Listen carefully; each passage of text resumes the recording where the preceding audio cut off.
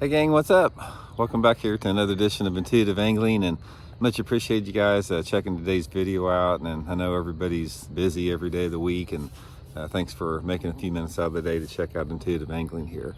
Guys, today we're going to be talking about what I consider one of the top summertime lures that you can fish that very few people fish about. I've talked about this lure a little bit in the past, but I sort of want to give you guys a refresher course on it and really explain in detail why it's so good for shallow water in the summertime and how a lot of people don't fish it, and give you guys some good tips and advice on how to catch some fish on it. And real quick guys, just our weekly reminder, I just want to invite everybody to please check out our Fish the Moment summer lake map breakdowns. We got all of our summer maps on the website right now.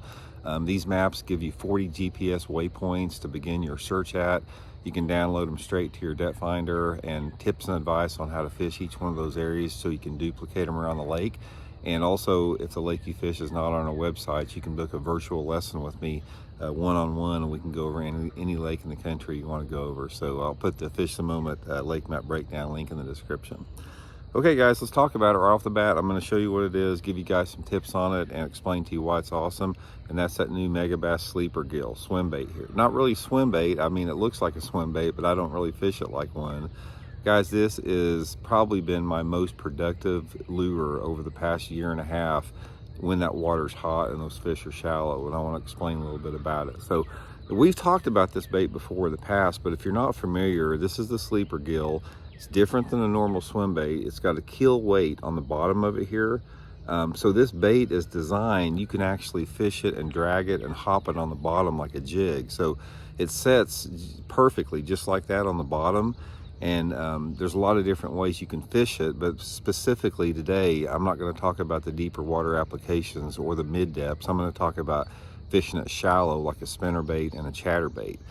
Now, a couple different unique features of this thing. It's got a big wagon wobbling tail. This thing puts out a tremendous amount of vibration in the water. It really pulls the fish from a long distance.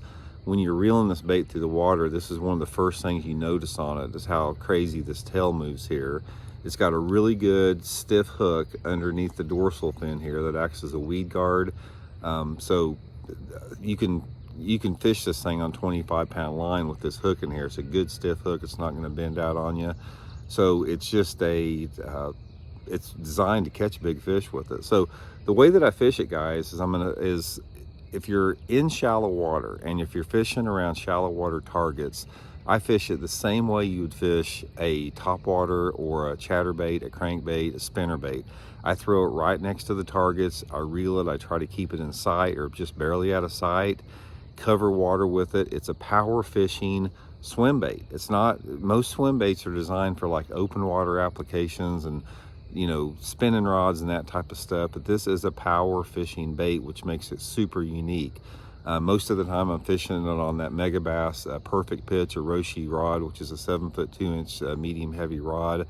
Usually I've got 15 to 20 pound test Seaguar and Vizex on it, and I'll cast it. For example, if there's a lay down tree or stump, I'll cast it past it. I'll keep my rod tip high and I'll reel that bait just about this far into the surface, almost like a swim jig, and they will come out and clobber this thing, guys, in the summertime.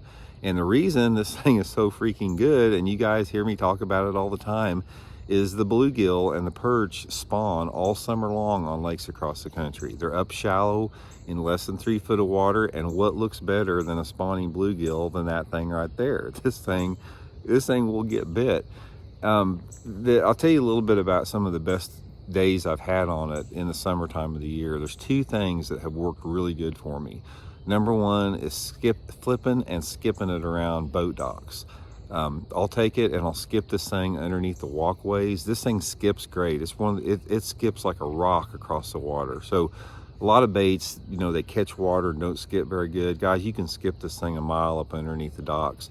I'll skip it underneath those dock walkways, keep it just under the surface, and those fish will come out of those shady areas of the docks and just annihilate it.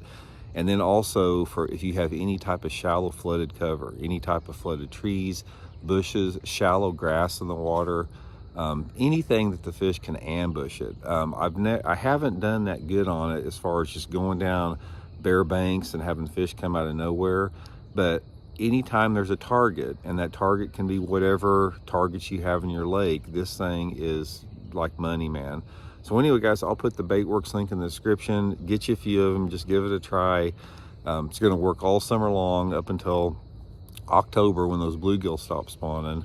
A lot of different colors. This is just my favorite color right here, the one that I've done the best on, but there's a lot of color options available. So give it a try. I think it'll help you guys catch some good ones. We'll see you.